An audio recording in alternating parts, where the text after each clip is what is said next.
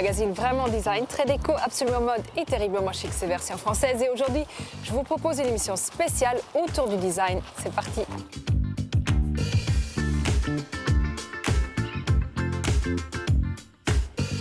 Historiques et technologiques, les bagues architecture de Philippe Turner sont aussi inattendues que précieuses. On le sait, les frères Bourlec sont des stars du design, mais qui est Erwan et qui est Ronan et comment travaillent-ils ensemble? Ça, on le saura dans quelques minutes. Paris 2.0, ce n'est pas un nouvel arrondissement, mais un parcours numérique et éclectique dans la capitale. You're Talking to Me s'exprime en grandes et belles lettres. Le message, c'est le médium et c'est drôlement beau. Mais tout de suite, point de vue, un regard affûté sur les nouveautés design de la semaine.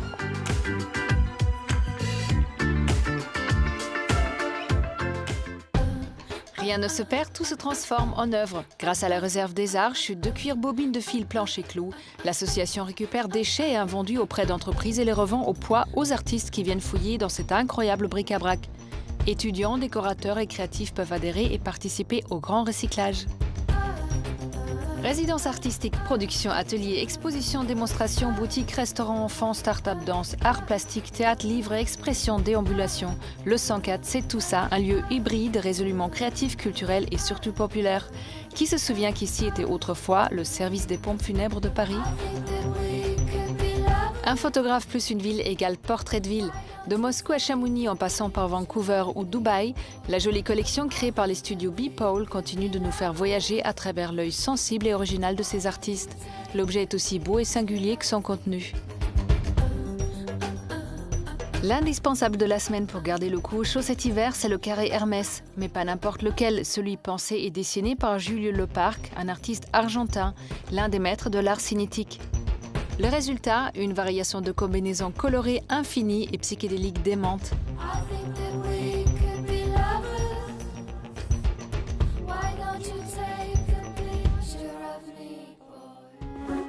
On peut vouloir le monde à ses pieds, c'est ambitieux, ou une ville à son doigt. Cela peut paraître extravagant, mais le Joël et Philippe Turner relèvent le défi en créant des bagues aux formes architecturales. Un palais ou une villa portée à votre doigt, la bague architecture puise ses origines chez les Mérovingiens et au Moyen-Âge. Vous en avez peut-être aperçu dans les musées, mais sachez qu'il est aussi possible d'en trouver au goût du jour. Philippe Turner, joaillier passionné d'histoire et d'architecture, et son fils Mathieu, le jeune homme perdu dans ses pensées en bleu, revisite cet objet séculaire. Les bijoux ont toujours une verticalité, ont eu un sens qui s'apparentait à l'architecture, mais non figurative. Il n'y avait pas de petites fenêtres, il n'y avait pas de toit, il y avait pas... les toits étaient remplacés par des pierres. Et un jour, je me suis dit, tiens, ça serait bien si je les rendais plus figuratives pour que les gens rentrent dedans et comprennent mieux. Philippe Turner nous montre comment il est passé d'un style à l'autre. Cela, c'est construit comme un petit village, c'est-à-dire qu'on a des bâtiments différents, reliés les uns aux autres. Là, ils sont symbolisés par des pierres. C'est ce que j'ai fait du départ. Les tours, là, les diamants blancs, sont plus hauts que les autres pierres pour les protéger, parce qu'elles sont plus fragiles.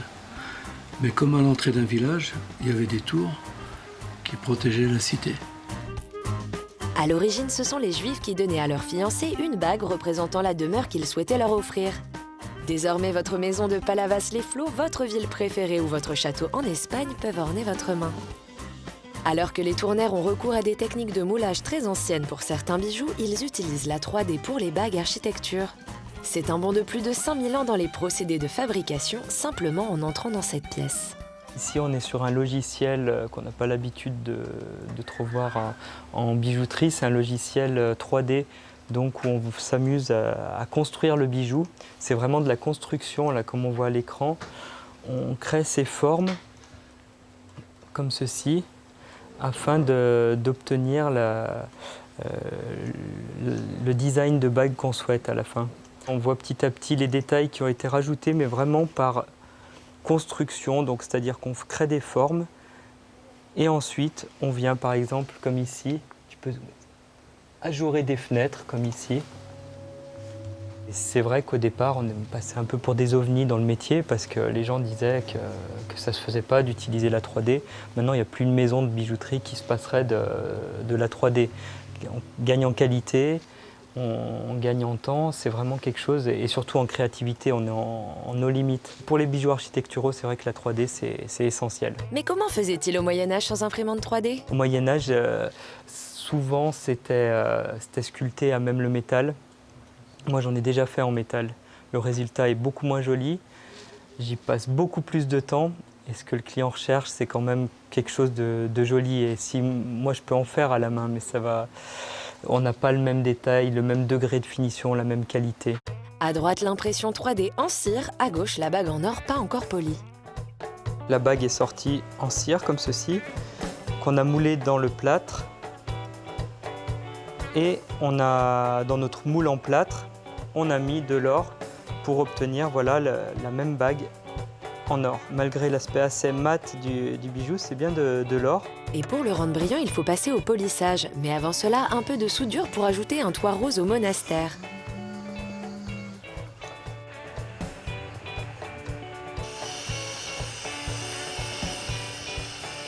Le polissage enfin avec une ribambelle d'outils.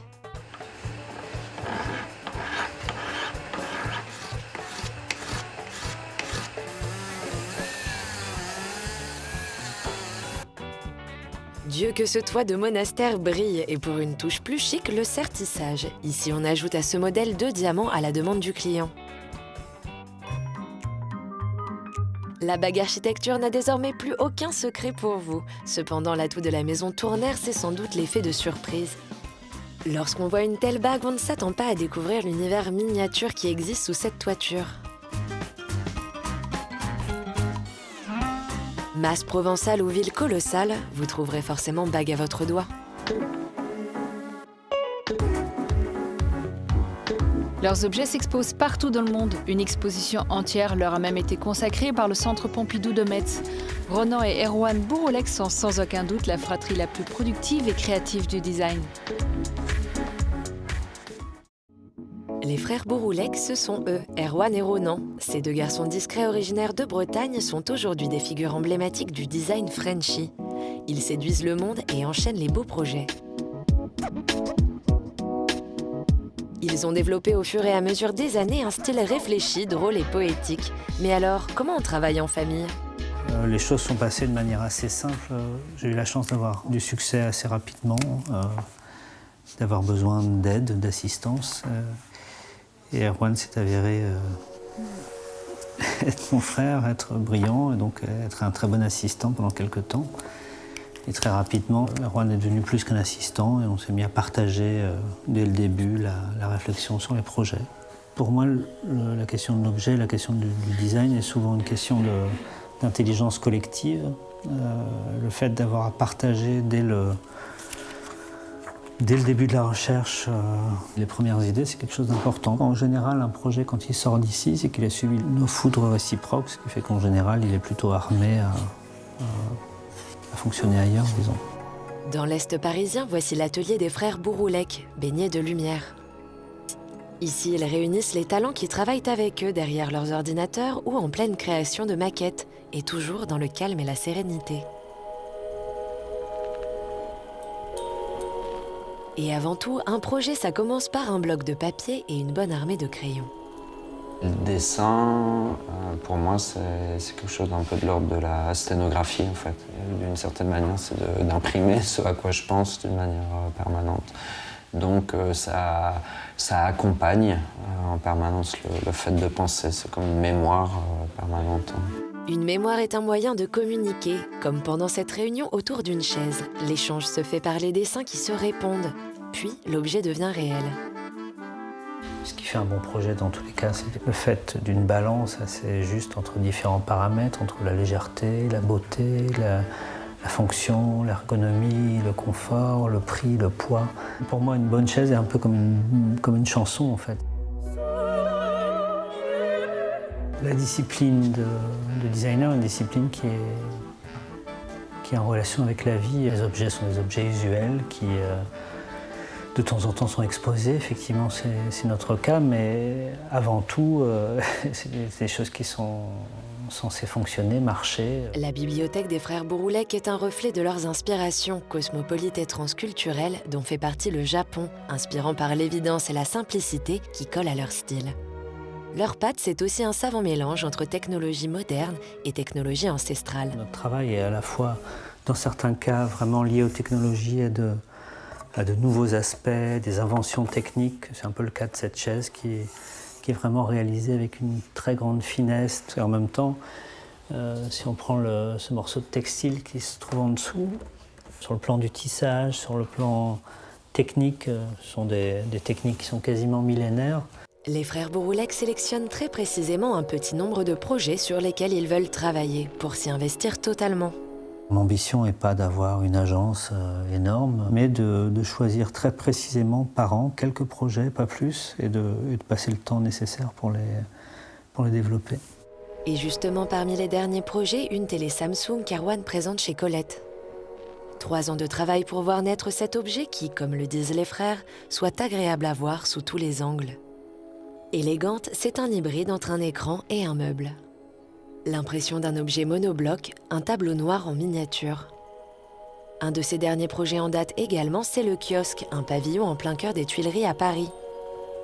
La particularité de ce lieu, c'est qu'il a été conçu comme un espace neutre, simple, déplaçable et modulable. Et pour cause, puisque la fonction du kiosque, c'est d'en avoir plusieurs. Espace d'exposition, réunion d'associations, café, concerts, une solution qui répond intelligemment aux nouveaux défis urbains. Pourquoi faire appel à des designers plutôt qu'à des architectes? Parce que l'objet tel qu'on l'a envisagé, d'un pavillon modulable, d'un pavillon qui puisse s'adapter à toutes les situations, me semblait plus adapté à la précision du dessin et à la précision de pensée d'un designer. Et de ce point de vue-là, les frères Bouroulec ont répondu parfaitement à l'imaginaire qui était le mien au moment de la commande. J'attends avec impatience qu'elle soit dégradée d'une manière acceptable, disons, pour qu'elle devienne un objet urbain véritablement.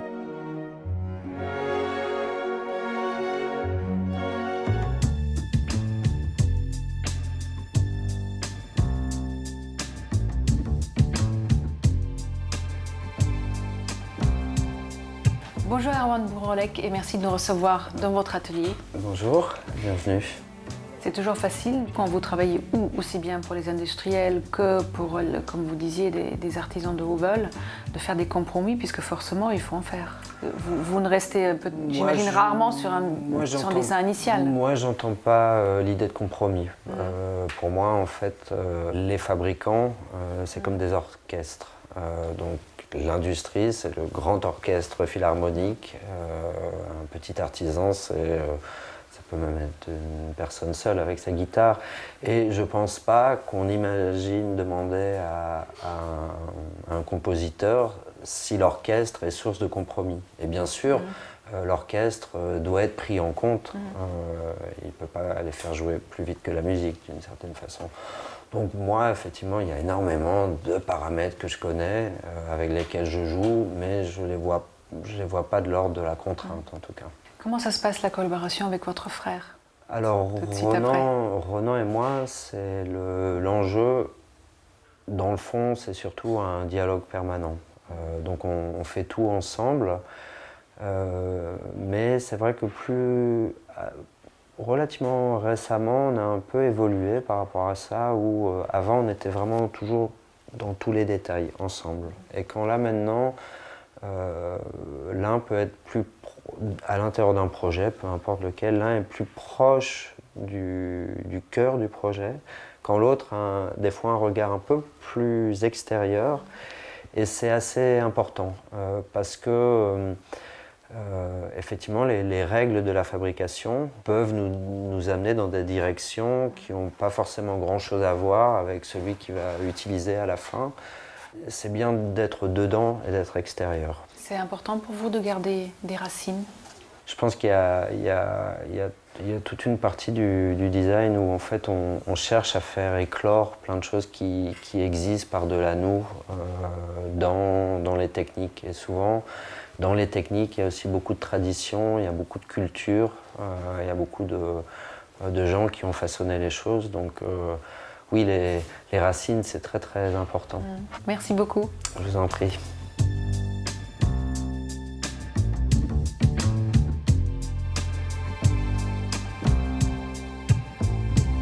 Bonjour Ronan. Bonjour.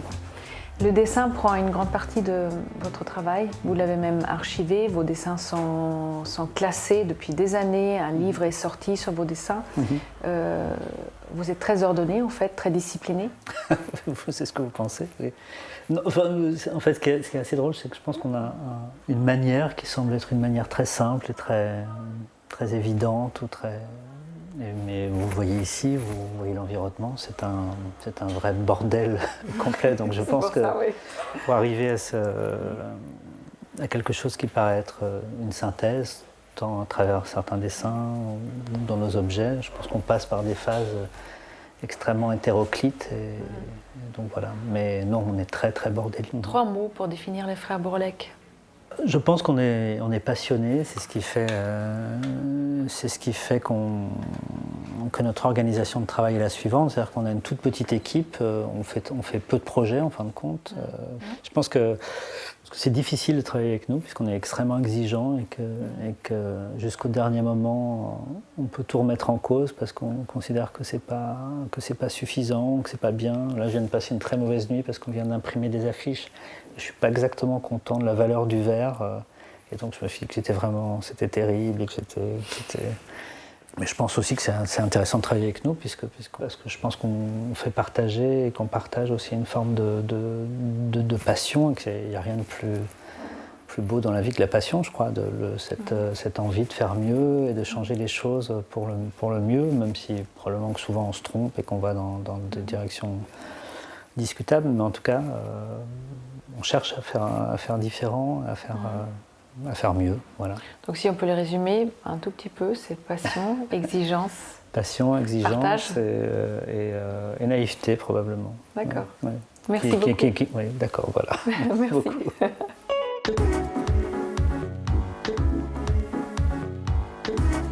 Ce Paris-là n'est pas virtuel mais bien réel. Cette semaine, on parcourt la capitale 2.0, un nouvel arrondissement de Paris qui ne doit pas rester le territoire des geeks. Numérique, électronique, éclectique. Repérage, c'est votre rubrique dénicheuse de bons plans parisiens. Cette semaine encore, on a marché, couru, rampé, arpenté, cheminé, exploré, en quête de lieux geeks. Si ce mot renvoyait il y a encore quelques temps à une image d'un homme louche et étrange hypnotisé par son PC, elle s'est aujourd'hui bien dépoussiérée et on trouve des lieux pensés pour ces nouveaux geeks de l'extrême. Alors que la force soit avec vous, c'est parti! La Gaîté Lyrique est le lieu des cultures numériques dans le centre de Paris pour initier papy et mamie aux jeux vidéo. Quand on se rend dans la boutique, c'est pour trouver une sélection pointue de cet esprit créatif. C'est un lieu hyper foisonnant. La boutique doit être à l'image de ce qu'on fait ici à la Gaîté. Foisonnant, oui, ici on travaille, on joue aux jeux vidéo, par là un DJ gominé mix. À l'étage du dessus, une salle futuriste côtoie le foyer historique. C'est ça l'esprit geek de la Gaîté Lyrique.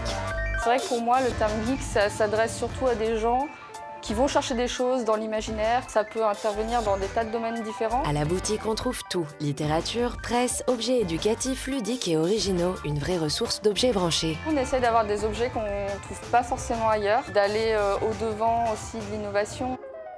Maintenant qu'on s'est cultivé geek, on peut continuer notre route pour aller jouer. Oui, jouer, activité essentielle pour les grands enfants que nous sommes. Rendez-vous dans le haut lieu du Game Kawaii à la japonaise dans le 11e arrondissement de Paris. Le but qu'on a créé cette salle, c'est avoir l'esprit japonais, l'esprit des salles japonaises en France. Vous allez au Japon, vous venez ici, vous allez voir, il y a beaucoup de similitudes. Un voyage au cœur de la culture nippone. Alors je vais vous faire un petit tour de la salle pour vous montrer un peu ce qu'il y a. Première salle ambiance nostalgie, une autre où l'on trouve des jeux plus récents en mode combat ou exécution de zombies. Et la spécialité de la salle, des jeux de rythme pour bouger son corps sous les éclairages multicolores. Geekissime.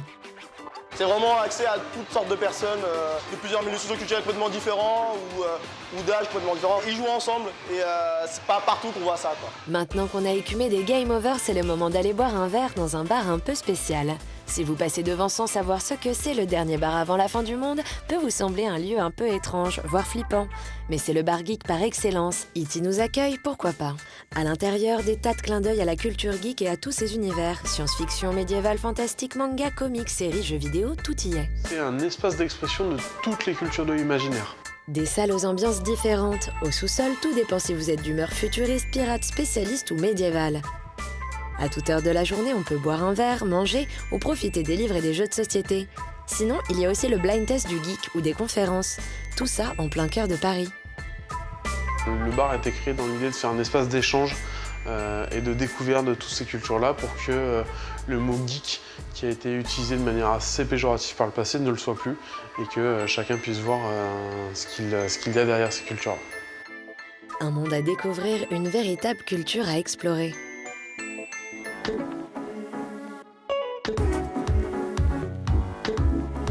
La typo, c'est partout, des affiches en 4x3 à votre t-shirt. La création s'exprime en toutes lettres. Depuis 3 ans, You Talking to Me s'emploie à donner forme à vos messages. C'est arty, c'est déco, c'est parfois rigolo et c'est la relève. Créée en 2013 par des designers typographes, You Talking to Me est une marque dédiée à la création d'objets typographiques sur mesure. Bonjour, je m'appelle Bertrand Inguron. Bonjour, je suis Anthony Bélanger. Bertrand et Anthony sont 2 collègues et amis. Ils ont créé leur première agence de design il y a 14 ans. Depuis, ils ont lancé You Talking to Me, un projet qui réunit leur passion pour la typographie et l'enseigne. Leur objectif, proposer des créations originales et innovantes aux professionnels et aux particuliers. Rendez-vous dans leur showroom parisien. Voilà, on vous présente un peu notre showroom. Donc effectivement, à chaque fois, on est un peu en immersion avec nos clients, c'est-à-dire qu'on présente voilà, tout type de matériaux. Donc on a quelques échantillons.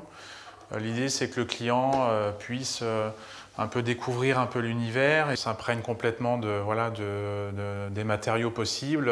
Et après, on réfléchit avec lui en termes de technique, de faisabilité de son produit. Le showroom est modulable à l'image de son mur principal sur lequel on accroche ou décroche des mots à loisir avec un choix de matériaux infini. Direction Le Mans maintenant pour aller voir l'usine. De la conception à l'assemblage et la pose, Anthony et Bertrand suivent toutes les étapes de la fabrication.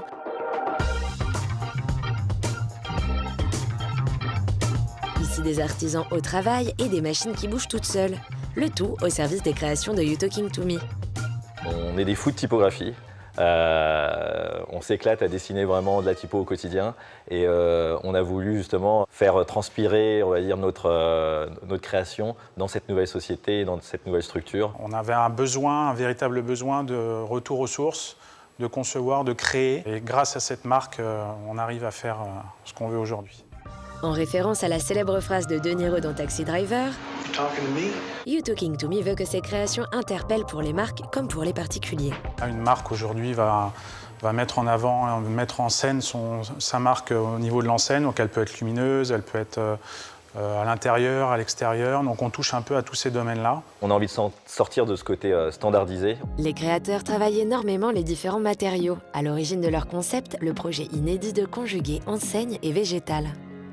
Alors, il se trouve qu'un client, dans un chalet à Megève, vient de nous commander une belle tête de cerf.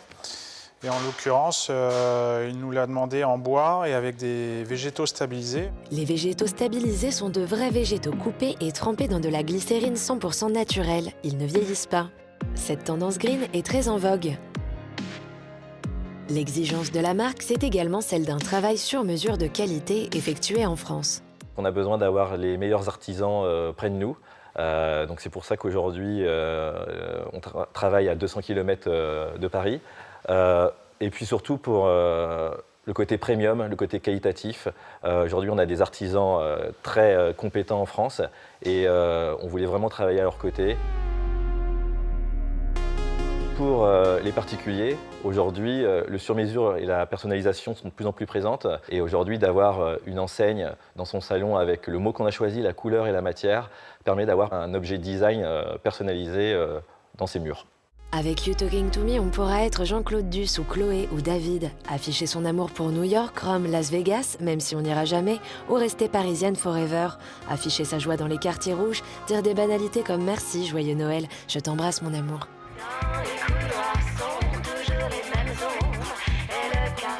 Notre émission spéciale design est déjà finie, mais soyez chic toujours et retrouvez-nous la semaine prochaine. Bye!